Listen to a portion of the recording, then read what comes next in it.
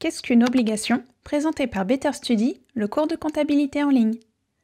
Les obligations sont l'un des investissements les plus courants. Mais qu'est-ce qu'une obligation et comment cela pourrait bénéficier à votre portefeuille de placement? Une obligation est simplement un prêt accordé à une entreprise ou à un gouvernement par un investisseur. En émettant une obligation, une entreprise ou un gouvernement emprunte de l'argent aux investisseurs qui, en retour, reçoivent des intérêts sur l'argent qu'ils ont prêté. Les entreprises ou les gouvernements émettent souvent des obligations pour financer de nouveaux projets ou des dépenses courantes. Les investisseurs utilisent des obligations pour protéger l'argent qu'ils ont tout en générant des revenus supplémentaires. Les obligations sont souvent considérées comme une alternative moins risquée aux actions et sont généralement utilisées pour diversifier un portefeuille. Prenons cet exemple. Le canton de Genève veut construire un nouveau stade de football et décide d'émettre des obligations pour lever des fonds. Chaque obligation est un emprunt de 1000 francs que Genève promet de rembourser à 10 ans. Pour que cet investissement soit attrayant pour les investisseurs, Genève paiera un taux d'intérêt annuel nettement supérieur à un taux d'intérêt proposé par un compte épargne. Par exemple, l'obligation paiera un intérêt de 5% contre moins d'1% pour un compte épargne. L'intérêt offert par une obligation est également appelé le coupon obligataire. Un investisseur achète l'obligation à sa valeur nominale de 1000 francs. Ensuite, chaque année, le canton de Genève paie à l'investisseur 50 francs. Ces paiements d'intérêt réguliers se poursuivent pour la durée de l'obligation, soit 10 ans.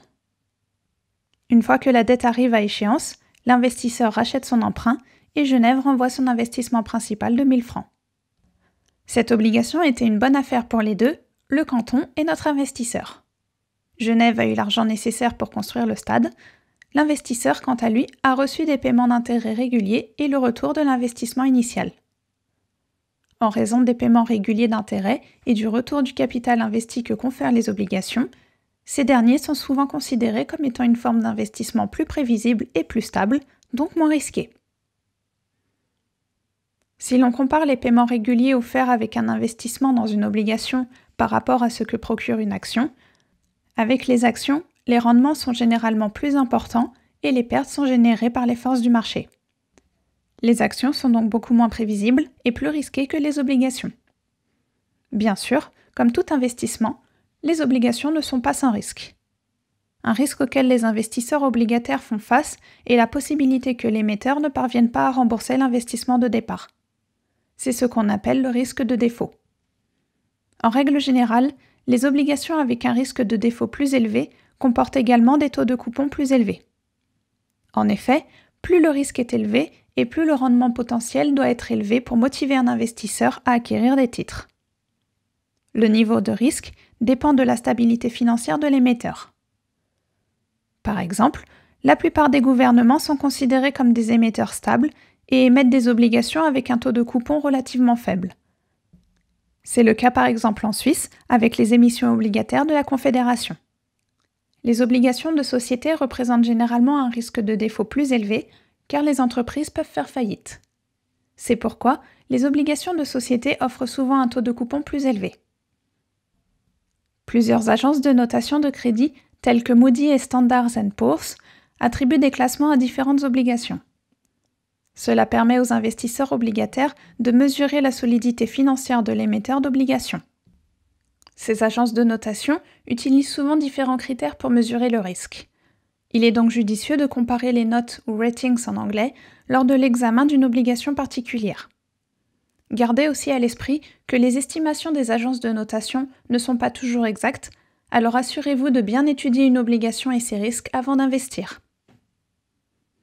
Un autre risque à prendre en considération est le risque de taux d'intérêt.